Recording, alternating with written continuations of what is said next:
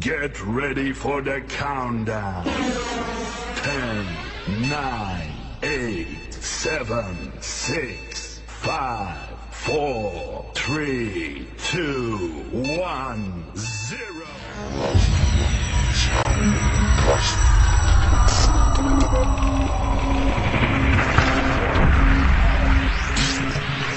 Supporters. They looked very nervous last week when they played against Qatar, soaking in the atmosphere, and the loud noise just got to the players, going 3-1 down and then 6-1 down before staging a last gasp effort and a comeback we thought would have been very improbable. Just fell short though in the end, but those players learned. I've never seen a team before concede 6 and keep a clean sheet against the group favourites. They are fast learners, the young Garudas, and they took it all in their stride and got to know each other better and got to know the fans more importantly.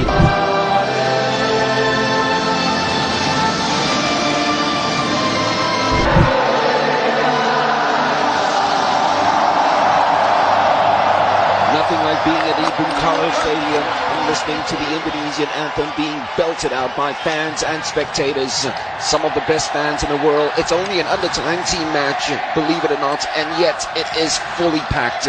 Indonesia's Youth Pledge Day. Some 80 years ago today, some youths got together to sign a treaty to talk one language for one country, and that country is Indonesia. As they storm forward straight away with Witan, ball's deflected out all the way back to the goalkeeper. Decides that's a good start from the Indonesians. They've quelled the Japanese in the early moments and played some good football themselves as Lutfi gets control of the ball. Chased down straight away. Oh, great footwork by Lutfi Kamal. Crowded out of it, and the Japanese somehow have players in the box waiting to pounce on any given opportunity, but the Indonesians have come away with it. Ferzan Dika, great ball played outside to Hannes.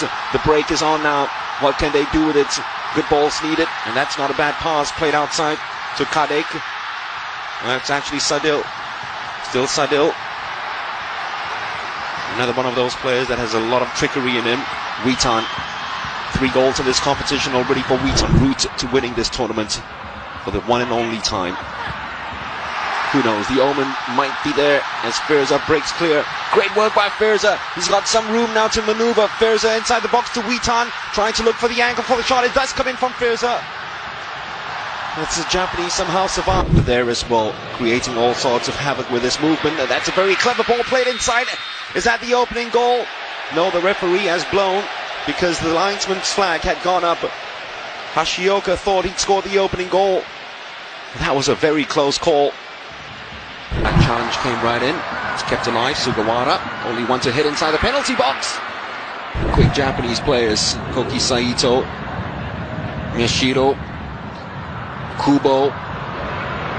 Used Abe as the decoy. Ito finally with the effort at goal, combined with Asnawi. Asnawi will use the whole width of the pitch as he goes forward, looking for the return pass from Sadil. Went for glory. Don't blame him. He does. Maybe he's going for goal. You never know.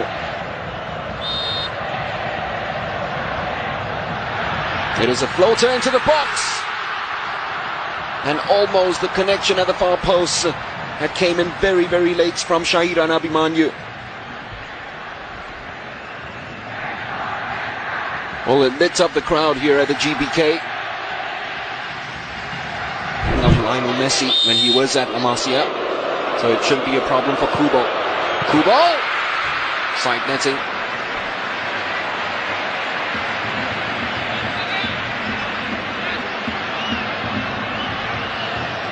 Oh, keeper would have been furious with his ball if that had gone in.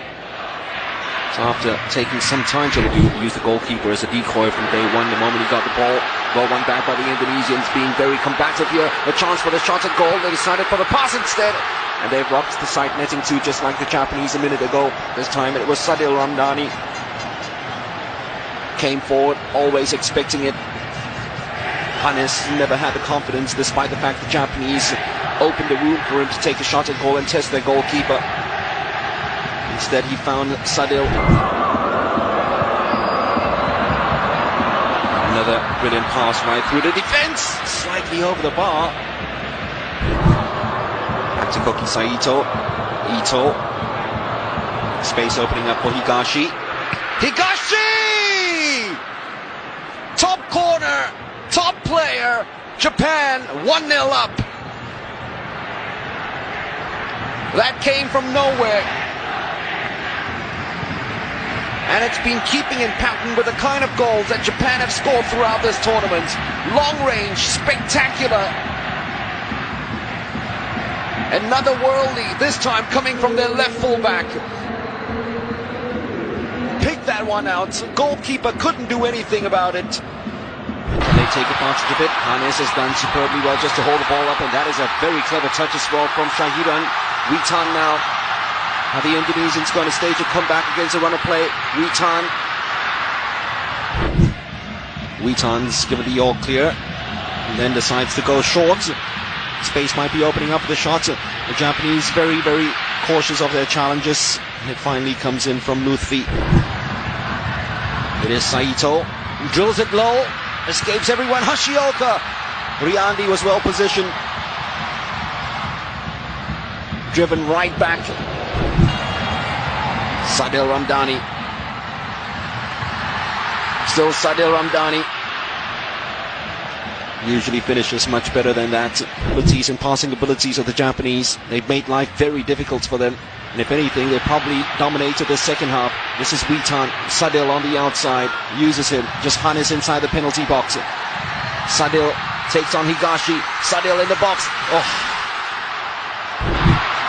Still dancing along. The final ball letting him down in the end. Here comes the mesmerizing Sadil. Oh, brilliant pass right through the heart of the defense. Decided to take it first time instead of around the goalkeeper. Lost control of the ball. Good decision from the referee. Sadil invites Asnawi to come forward. Asnawi driving right through the heart of the Japanese defense. Still Asnawi. Free kick. Indonesia in a very promising position.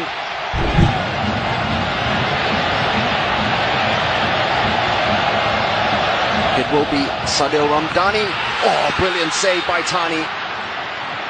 High fives coming along from the defense. And a goalkeeper who hasn't looked convincing at all in this competition pulls out a quite stupendous stop just when they needed him most. Kubo, masih Kubo, di kotak penalti TC, lakukan sudah gol pemain Jepang ini, Bu Supri. Iya, kembali lagi ya. Di situ ada peran nomor 9 di situ, Kubo. Dengan pergerakan ataupun permintaan bola dunia Zero, dia mampu menciptakan golnya yang keempat panjang laran Piala Asia ini, dan golnya yang ketiga ketika berhadapan dengan Indonesia. Kita lihat kecerdikan. Asnawi, ball slightly behind him, somehow rescues the situation and finds some space. Still Asnawi. Is that a penalty? The crowd paid for it. The referee was watching closely. The future of Indonesian football certainly looks good, especially Asnawi. The right-hand side has been so productive in the second half. Ndika. There is Rivaldo. Straight into the arms of the goalkeeper. Takefusa Kubo. It's usually at this point of the game where he's taken out, but he's found a delightful ball to Sugawara, and Tagawa should have scored right in front of the goalkeeper. Well, they've scored goals of the tournament. That might be miss of the tournament. Miyoshi Kubo works that one delightfully. Still Kubo. Kubo attacking the byline. Well, tried to give the goalkeeper the eye and tried to keep it alive, but the ball had already gone out. Is that a corner? It should be. Yes, it is. Oh, that's superb from Kubo. Gone inside. He went to the spots. He was not going to find anybody. Here is Kubo again. Oh, what a brilliant ball. Koki Saito! But just the fact that both in the under-17s and under-20s, they've made it to the quarterfinals bodes well for the future of Indonesian football. Tagawa, solo on goal. Tagawa! Just cannot find his scoring boots in this tournament, can he? Energy to bomb forward. But it will be Japan through to the semi-finals. Not a comprehensive victory because Indonesia made life very difficult for them, so they can leave with their heads held high. And Tani, if it weren't for his save from that free kick from Sud.